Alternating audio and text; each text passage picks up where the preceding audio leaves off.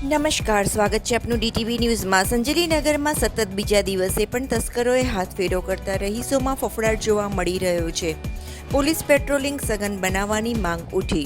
સંજેલીનગરમાં એક સાથે બે મકાનના તાળા તોડી રોકડ અને દાગીનાની ચોરીની ઘટનાના બીજે જ દિવસે ફરીથી જીવનદીપ સોસાયટીમાં એક જ રાતમાં 6 મકાનને તસ્કરોએ નિશાન બનાવી જાણે પોલીસને ખુલ્લો પડકાર ફેંક્યો હોય એમ એક મકાનમાંથી રોકડ અને 30,000ની ચોરી કરી તસ્કરો ફરાર થઈ ગયા હતા, જ્યારે અન્ય મકાનોમાંથી પણ સામાનની ચોરી કરી તસ્કરો ફરાર થઈ ગયા હતા।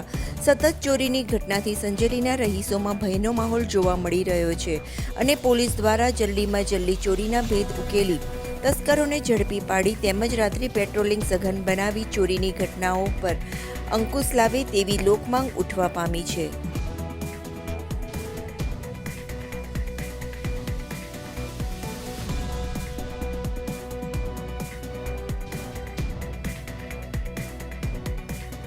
મારું નામ પરમાર સુભાષભાઈ જયસિંહભાઈ। હું સંજેલી જીવનદીપ નગર સોસાયટીમાં રહું છું અને રવિવારના દિવસે હું અહીંથી અંબાજી જતો રહેલો હતો મારી છોકરીને મળવા માટે, અને એ રવિવાર રાત્રે મારા ઘરમાં ચોરી થઈ। એમાં દરવાજાના 3 લોક તોડી નાખ્યા અને અંદર બધું સામાન વેરવિખેર કરી નાખ્યું, અને એનાથી પહેલાં બી મારા ઘરમાં ચોરી થઈ હતી।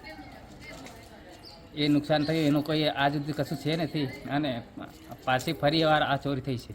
કેટલું હાલમાં કંઈ તમારું નુકસાન? હાલમાં મારા આ વખતે એમાં 30,000 રૂપિયા અંદર પડ્યા, એ લોકો લઈ ગયા છે। બધું સામાન વાર વિખેર કરી અને 3 લોક તોડીને બધું લઈ ગયા છે।